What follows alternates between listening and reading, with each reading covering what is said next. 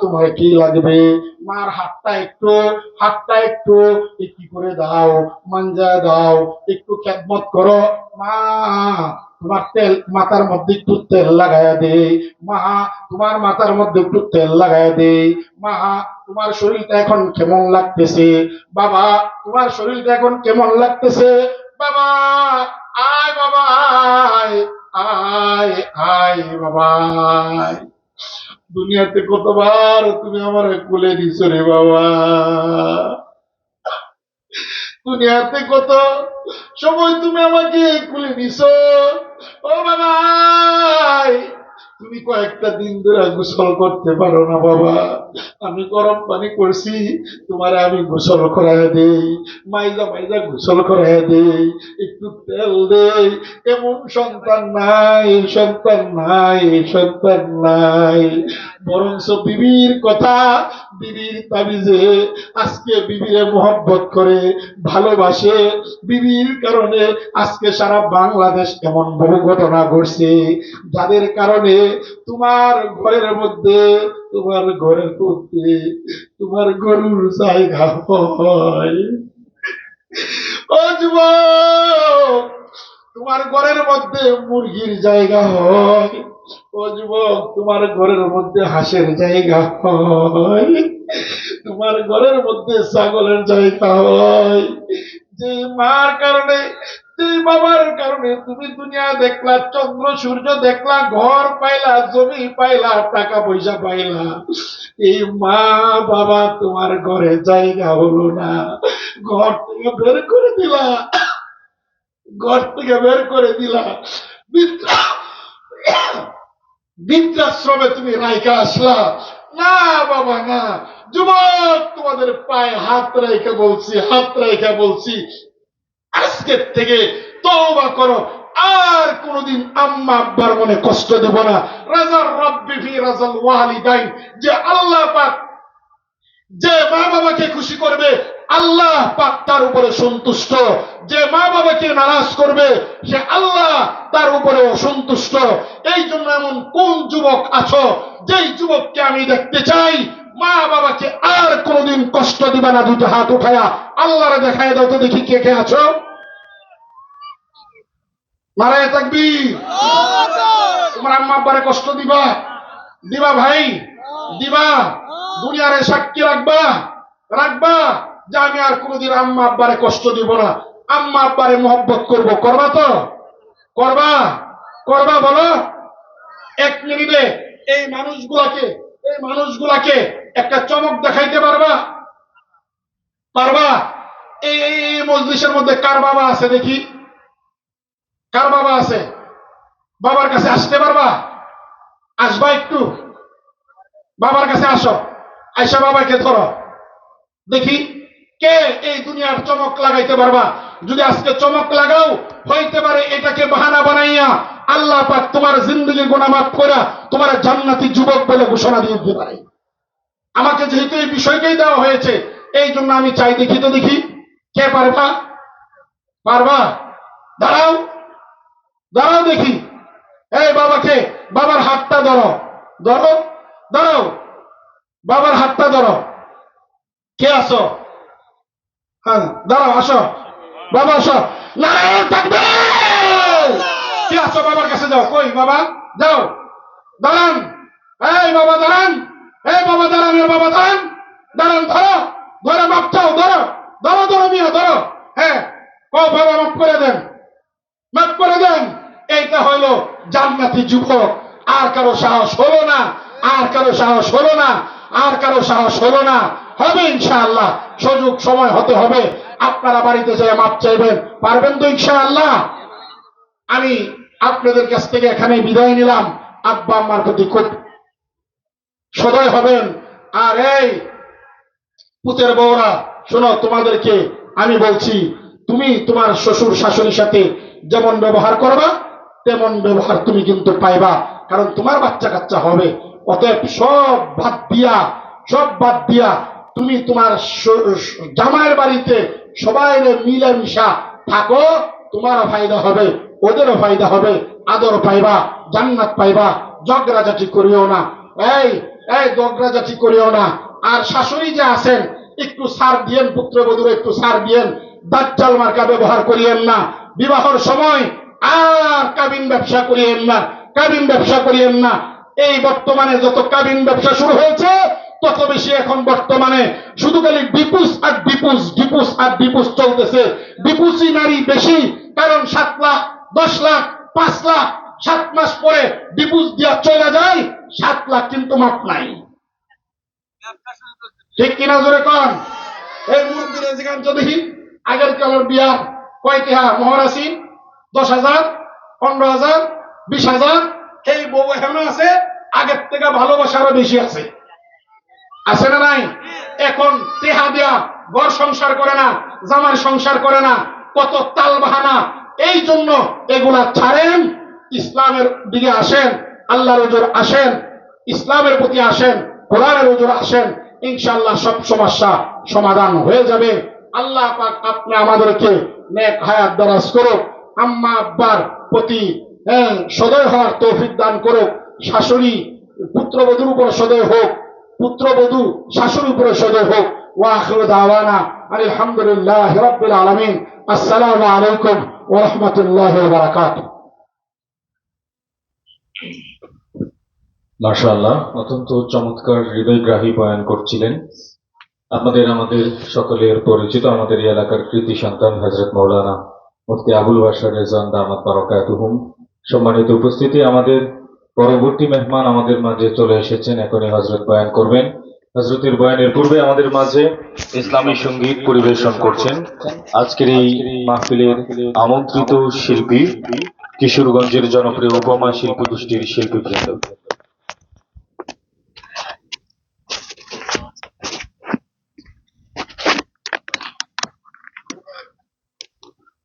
আসসালামু আলাইকুম ওয়া রাহমাতুল্লাহ। কেমন আছেন আপনারা? সামনে ফাঁকা পড়ে আছে আর পিছনে জায়গা নেই, আমরা একটু সামনে আসি ভাই ইনশাআল্লাহ। আজকের এই চমৎকার ওয়াজ মাহফিল আপনাদের কাছে কেমন লাগছে? ভালো লাগছে? তাহলে একটা তাকবীর হোক, কি বলেন? সবাই একবারে, দেখা যাবে যুবকদের আওয়াজ বেশি না বৃদ্ধদের আওয়াজ বেশি। নারে তাকবীর। আওয়াজ তো বুড়াদের বেশি হয়, বুঝলাম না যুবকরা কি ঠান্ডায় জমে গেছেন?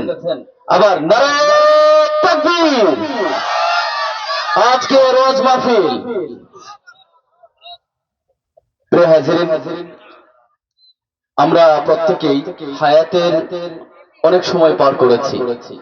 জীবন নামের ঘড়িটা থেমে থাকার নয়, চলছে তো চলছে, কি বলেন? টিক টিক করে বাজছে। একদিন এই ঘড়ি থেমে যাবে, আমাদের জীবনের বিদায় ঘন্টাও বেজে যাবে। এজন্য চলুন সুরে সুরে আমরা শুনে আসি জীবনটা আসলে কেমন।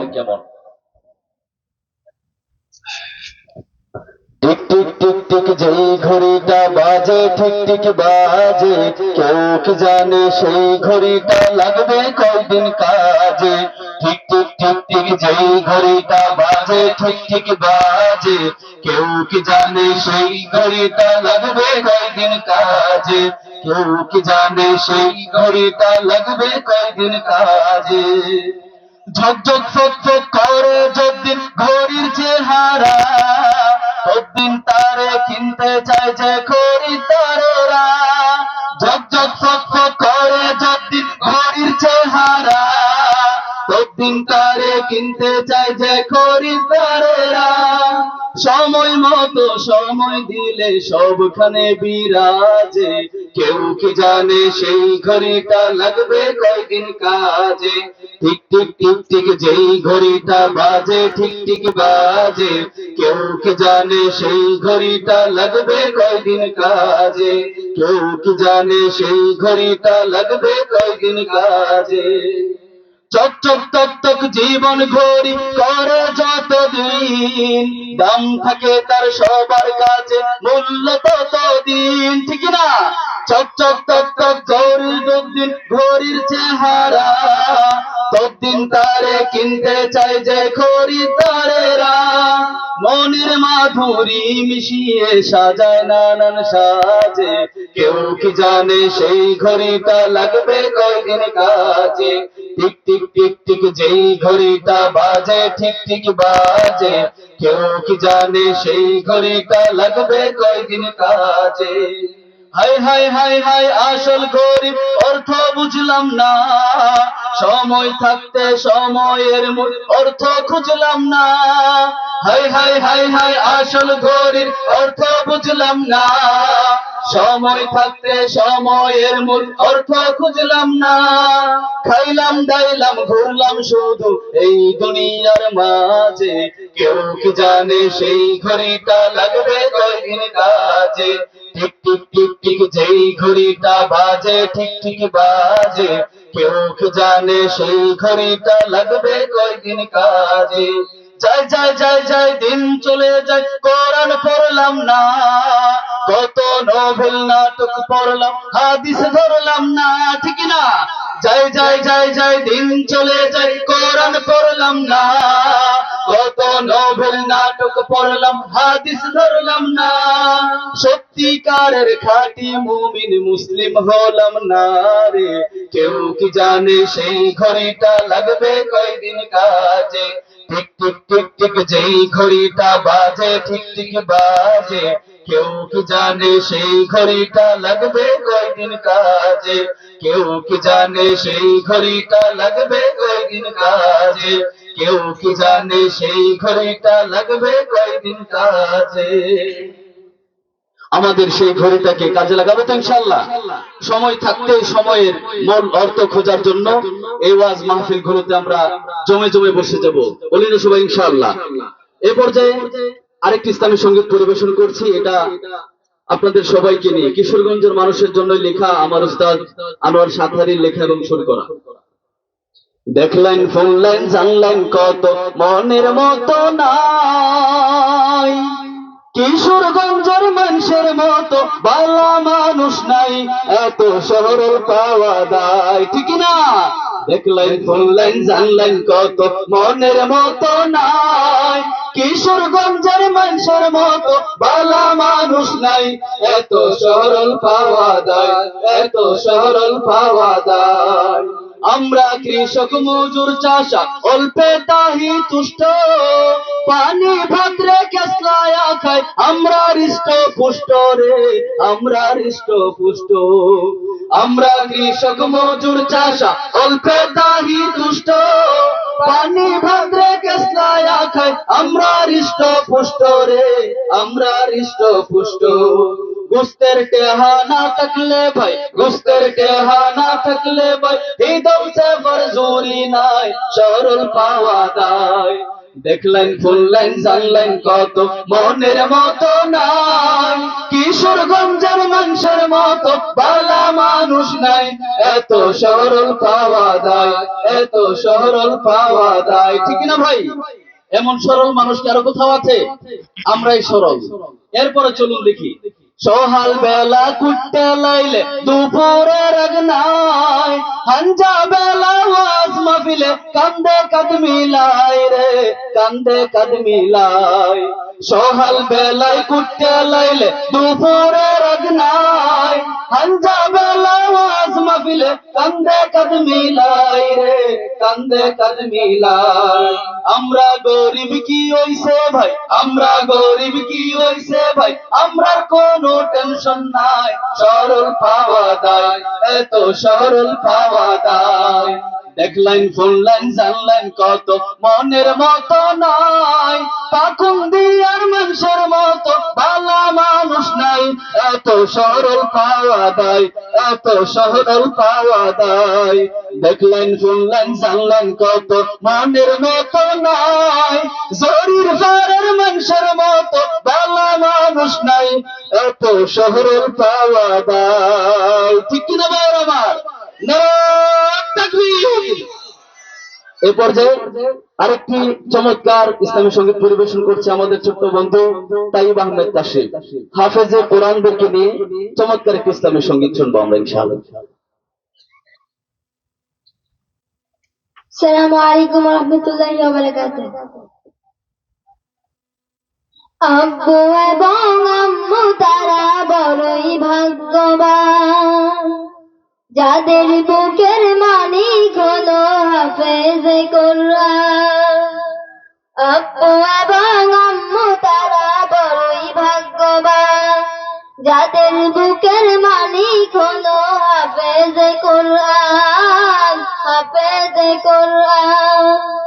হৃদয় মাঝে গাছলো যারা হরফ নামের ফুল, তাদের সাথে হই না কবু অন্য কারো দুল।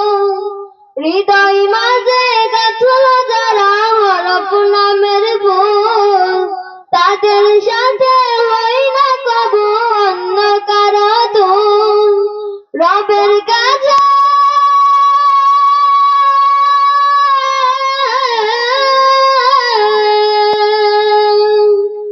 রবের কাছে পাবে তারা সেরা প্রতিদান, যাদের বুকের মানিক হলো হাফেজে কোরআন, হাফেজে কোরআন। আব্বু এবং আম্মু তারা বড়ই ভাগ্যবান, যাদের বুকের মানিক হলো হাফেজে কোরআন, হাফেজে কোরআন। কত শত দিন কেটে যায় রাত্রি অগণিত, বাবা মায়ের কষ্ট সে তো নয় তো ভোলার মতো। কত শত দিন কেটে যায় রাত্রি অগণিত, বাবা মায়ের কষ্ট সে তো নয় তো ভোলার মতো। যার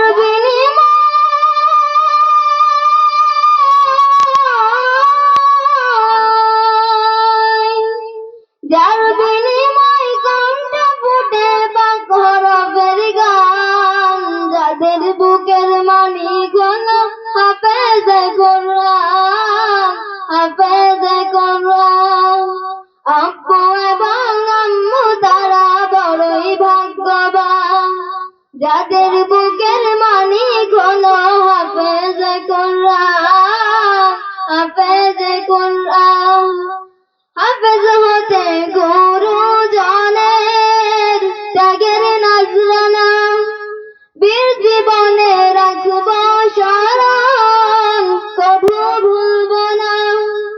হাফেজ হতে গুরুজনের ত্যাগের নজরানা, বীর জীবনে রাখব স্মরণ, কভু ভুলব না। অনন্ত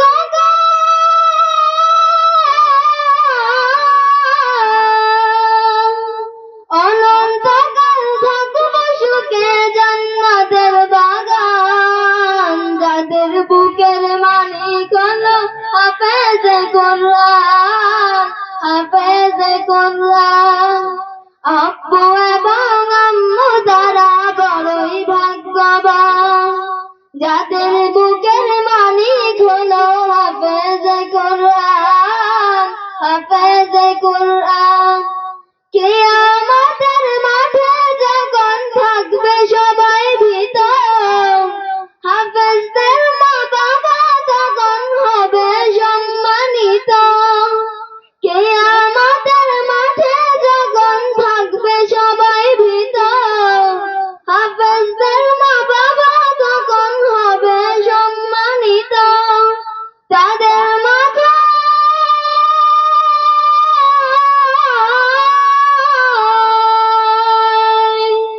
তাদের মাথায় নূরের মুকুট দেবেন রহমান, যাদের বুকের মানিক হলো হাফেজে কোরআন, হাফেজে কোরআন। আব্বু এবং আম্মু তারা বড়ই ভাগ্যবান, যাদের বুকের মানিক হলো হাফেজে কোরআন, হাফেজে কোরআন, হাফেজে কোরআন। আসসালামু আলাইকুম। মাশাআল্লাহ। সম্মানিত উপস্থিতি, আমাদের মাঝে চমৎকার সঙ্গীত পরিবেশন করেছে আমাদের শিল্পীবৃন্দ। আল্লাহ পাক রব্বুল আলামিন তাদের এই পবিত্র সুরকে দিনের জন্য কবুল করুন। আমরা সবাই পড়ছি আল্লাহুম্মা আমিন। আমাদের পরবর্তী মেহমান আমাদের মাঝে উপস্থিত আছেন এবং সর্বশেষ আপনাদের প্রিয় হযরত মাওলানা ইকবাল হোসেন মাহমুদী হুজুর বয়ান করবেন। অতএব আপনারা এখনো যারা আসেন নাই, অনুরোধ করব শেষ পর্যায়ে হলেও অন্তত মাহফিলের ভিতর চলে আসেন। এ পর্যায়ে আমাদের মাঝে বয়ান পেশ করছেন উদীয়মান তরুণ আলোচক হযরত মাওলানা হাফেজ তাহসিন আহমদ তশরিফি, চেয়ারম্যান খিদমাতুল উম্মাহ ফাউন্ডেশন, ঢাকা। হযরত কুনার মূল্যবান বয়ান পেশ করার জন্য সবিনয় অনুরোধ জ্ঞাপন করছি। আসসালামু আলাইকুম রাহমাতুল্লাহি ওয়া বারাকাতুহু। কি ব্যাপার, আপনারা রাগ করলেন নাকি? সালাম দিলাম, আপনারা উত্তর দিলেন না সবাই। আবারও সালাম দিচ্ছি, আসসালামু আলাইকুম রাহমাতুল্লাহ। ওই যে সামনের জায়গা খালি রেখে আপনারা পিছনে বসছেন, সামনে রহমত বরকত সব সামনে থাকে, পিছনে বসলে পাওয়া যাবে? একটু কষ্ট করে আমরা উঠি, সামনের দিকে আগায় আসি ইনশাল্লাহ। ওই যে আরামের জায়গাটা ছেড়ে আমরা একটু সামনে আসি, পিছনে যারা আসবে তারা পিছনে বসে যাবে ইনশাল্লাহ। অনেক জায়গা খালি। ওই যে ভাইয়েরা আপনারা উঠেন, আপনারা ওইটা সামনে আসেন, পরিবেশটা সুন্দর করেন ইনশাল্লাহ। হ্যাঁ, সামনে জমে জমে বসি ইনশাল্লাহ, সামনে জমে জমে বসি।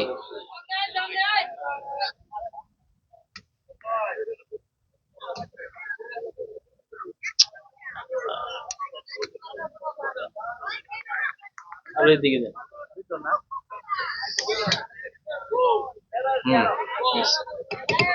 হ্যাঁ হ্যাঁ, জমে জমে বসি ইনশাল্লাহ।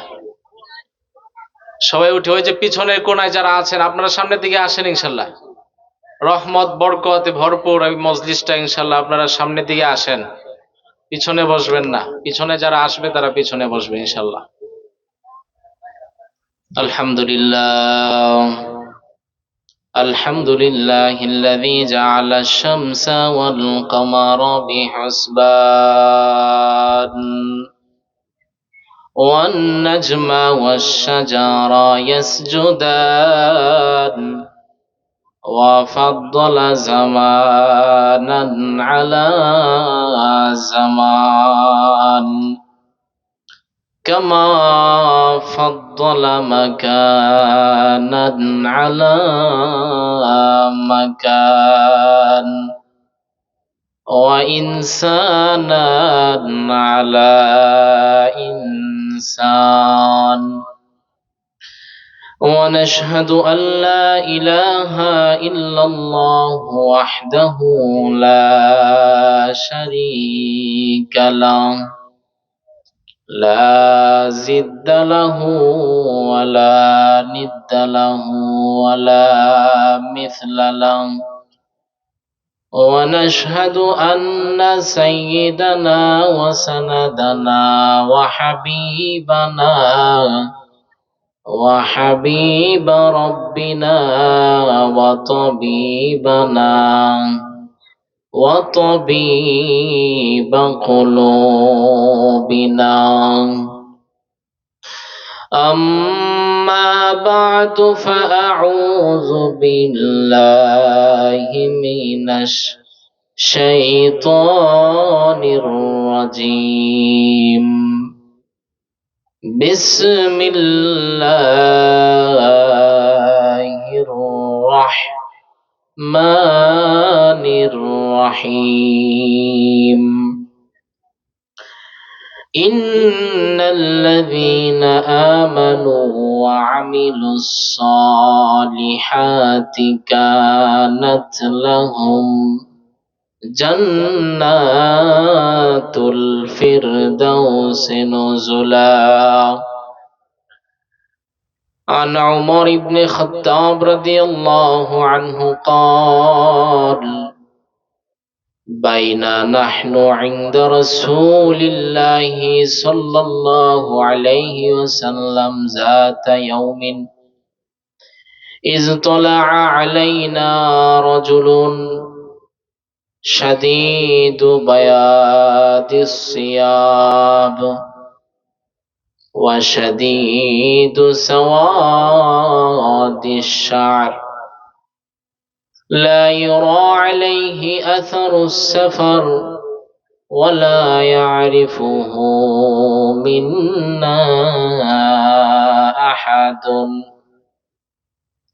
حتى جلس إلى النبي صلى الله عليه وسلم فأسند ركبتيه إلى ركبتيه ووضع كفيه على فخذيه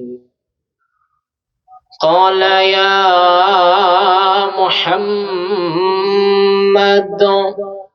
فأخبرني عن الإيمان قال الإيمان أن تؤمن بالله وملائكته وكتبه ورسله واليوم الآخر والقدر خيره وشره أو كما قال عليه الصلاة والسلام मौत को समझा है गाफिल इख्तिताम जिंदगी मौत को समझा है गाफिल इख्तिताम जिंदगी दर हकीकत मौत तेरे इब्तिदाए जिंदगी दर हकीकत मौत तेरे इब्तिदाए जिंदगी यहाँ हम सब मुसाफिर हैं वही आखिर ठिकाना यहाँ हम सब मुसाफिर हैं वही आखिर ठिकाना कोई आगे रवाना है कोई पीछे रवाना मुसाफिर हर को जा बाशद अतुन राया तुमी दाराद मुसाफिर हर को जा बाशद अतुन राया तुमी दारदो जो बुलबुल दर कफस बाशद चमन राया तुमी दारदो जो बुलबुल दर कफस बाशद चमन राया तुमी दारदो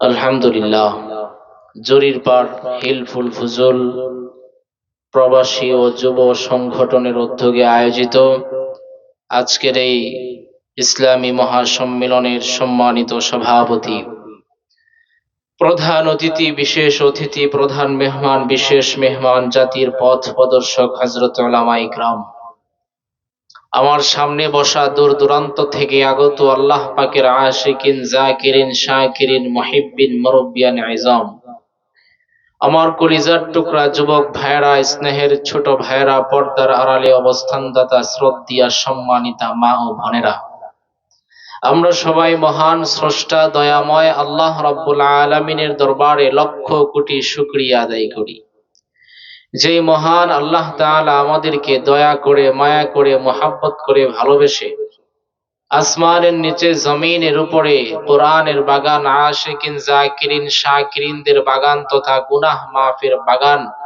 সর্বশ্রেষ্ঠ বাগানে আমাদেরকে আসার বসার কোরআনের কথা বলার শোনার তৌফিক আল্লাহ দান করেছেন এজন্য আল্লাহর দরবারে প্রাণ খুলে উচ্চ আওয়াজে রাতের আওয়াজকে বুলন্দ করে সমর সুরে আমরা সকলেই পড়ি আলহামদুলিল্লাহ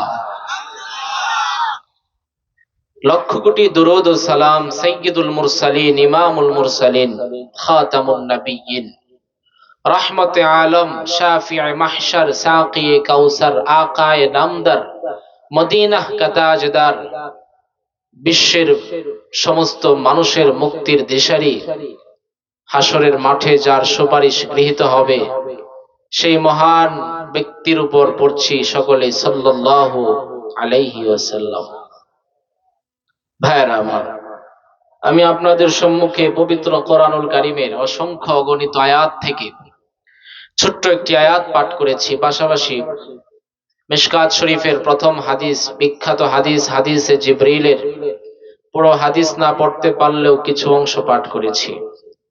এই আয়াত এবং হাদিসের আলোকে আল্লাহ তাআলা আমাকে ইখলাস ও আমলের নিয়তে কিছু কথা বলার, আপনাদেরকে ইখলাস ও আমলের নিয়তে কিছু কথা শোনার তৌফিক আল্লাহ দান করুন। সবাই পড়ি আল্লাহুম্মা আমিন। ভাইরা আমার, আমরা সবাই জানি আমরা একদিন এই পৃথিবীতে কেউ ছিলাম না।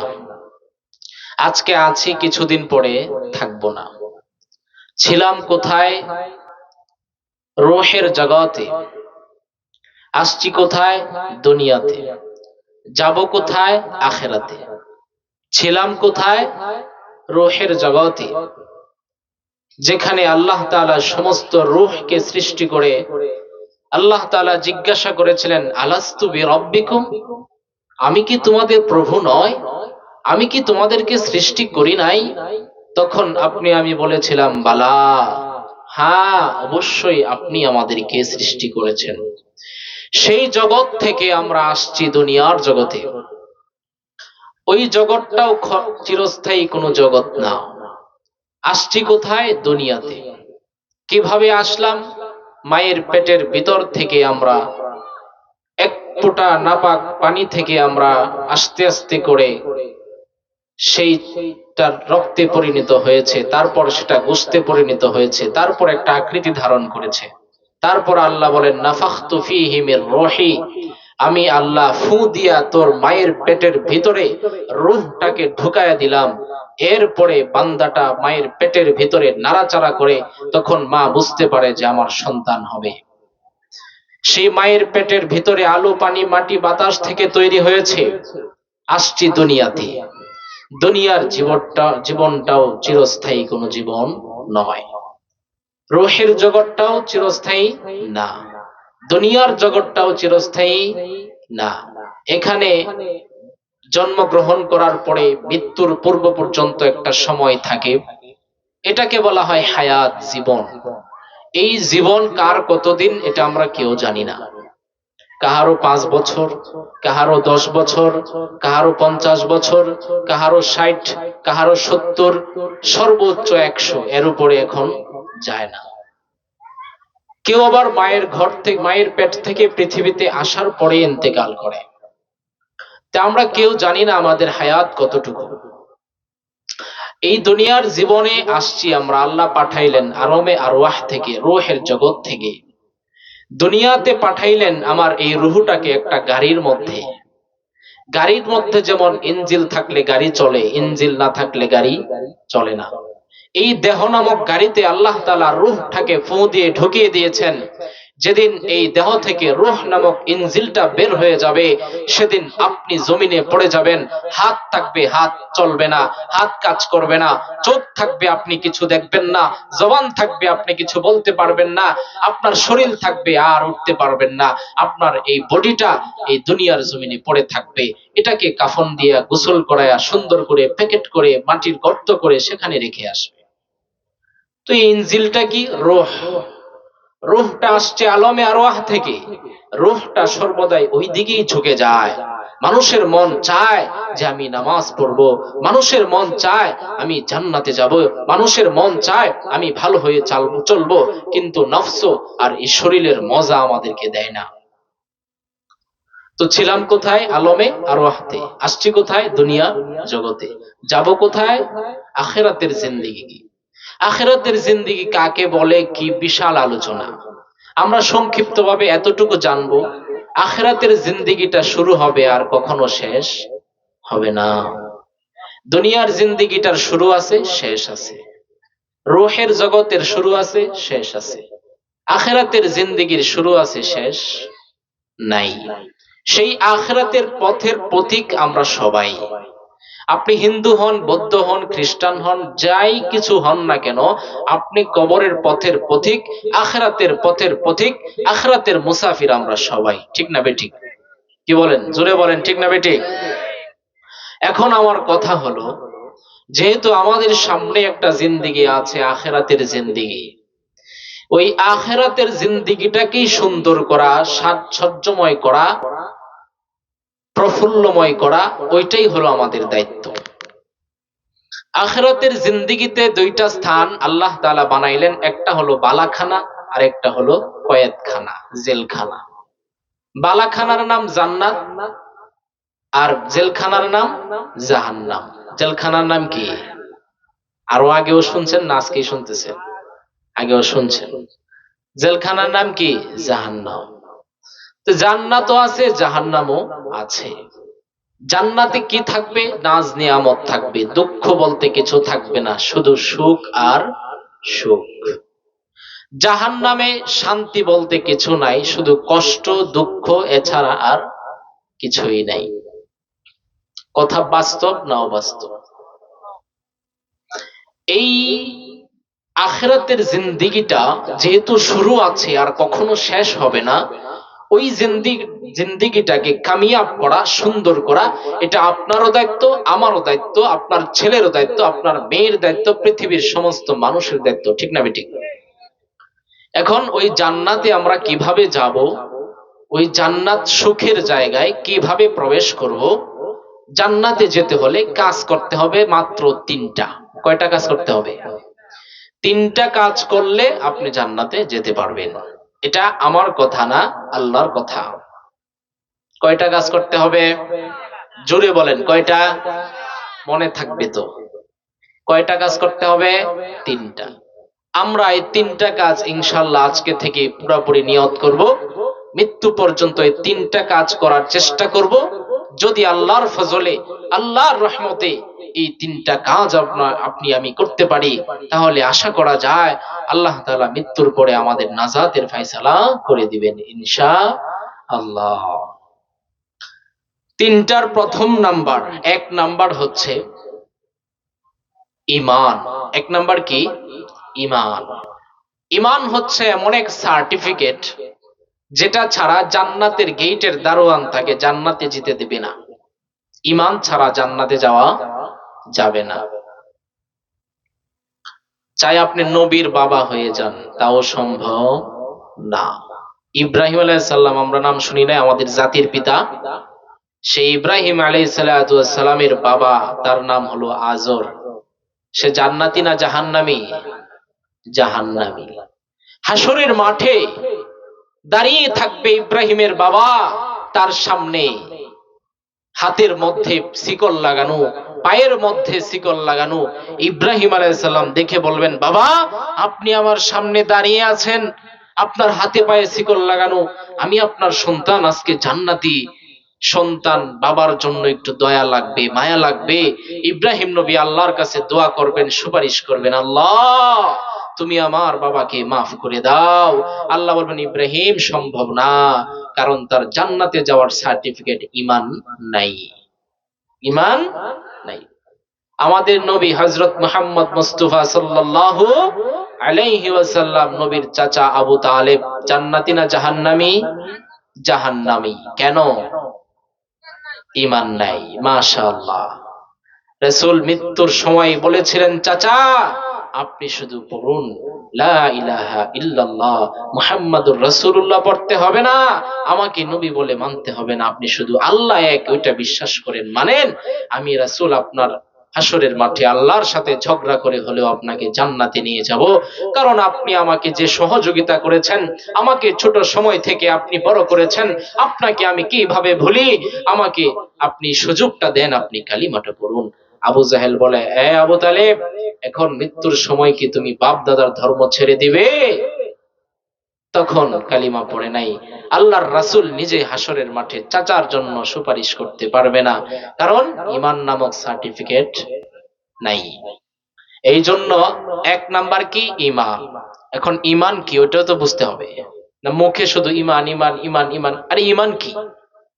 শুনেন, ঈমান নামের অর্থ হচ্ছে বিশ্বাস স্থাপন করা। ঈমান অর্থ কি? বিশ্বাস স্থাপন করা। এবার ঈমান কাকে বলে ওইটাও তো জানতে হবে, তাই না?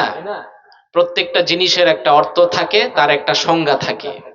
মসজিদ অর্থ কি? সিজদার স্থান। মসজিদ কাকে বলে? যেখানে মানুষ একত্রিত হয়ে নামাজ পড়ে, ওইটাকে মসজিদ বলে। মাদ্রাসা অর্থ কি? পাঠ করানোর একটা জায়গা।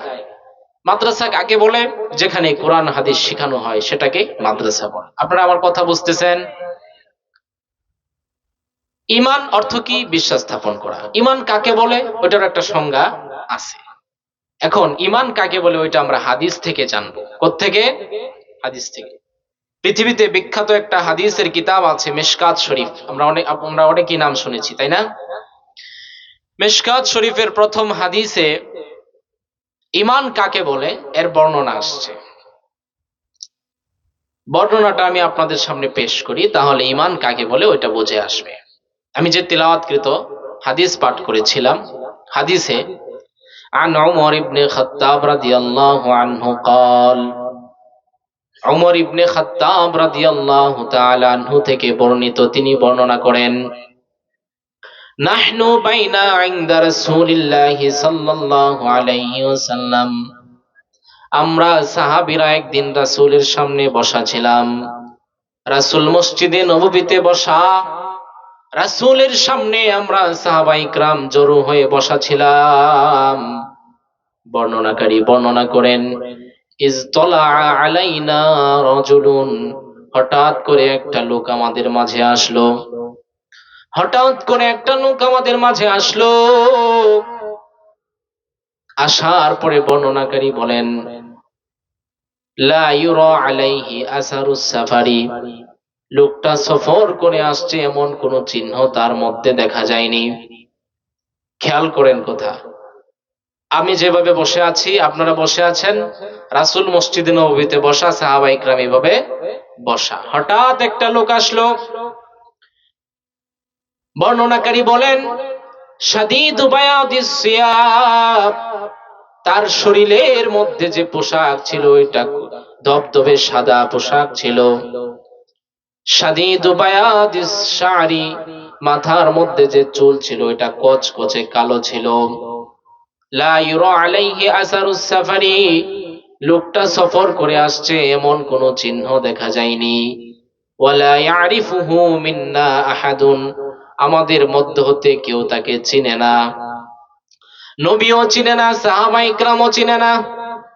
লোকটা রাসূলের সামনে আসলো, হাত্তা জালাসা ইলান নবী সাল্লাল্লাহু আলাইহি ওয়াসাল্লাম, রাসূলের সামনে এসে জালাসা বসে গেল। কিভাবে বসলো? বর্ণনাকারী বলেন, ফাসনাদা রুকবাতাইহি ইলা রুকবাতাইহি, তার দুইটা হাঁটুকে রাসূলের দুই হাঁটুর সাথে লাগিয়ে বসলো। ওয়া ওয়াদা কাফাইহি আলা ফাখযাইহি, তার দুইটা হাতকে উরুর উপরে রাখলো।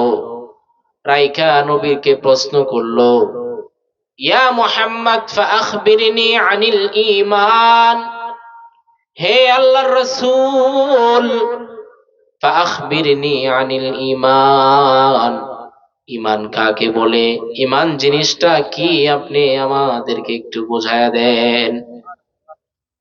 ওই লোকটা রাসূলকে প্রশ্ন করলো, নবী ঈমান কাকে বলে, ঈমান জিনিসটা আমরা জানতে চাই। ঈমান শব্দটা পৃথিবীর সমস্ত মানুষের কাছে পরিচিত, কিন্তু ঈমান কাকে বলে এটা পরিচিত খুব কম। এই হাদিসের মধ্যে নবী বলেন, এ ব্যক্তি শুনো, ঈমান কাকে বলে। ঈমান হলো মৌলিকভাবে 6টা বিষয়ের প্রতি পূর্ণ বিশ্বাস স্থাপন করাকে ঈমান বলে। কয়টা বিষয়ের প্রতি? 6টা বিষয়ের প্রতি পূর্ণ বিশ্বাস করাকে ঈমান বলে। নবী একটা একটা করে 6টা জিনিস বললেন। 1 নম্বরে বললেন আল ঈমান, ঈমান হলো আন তুমিনা বিল্লাহি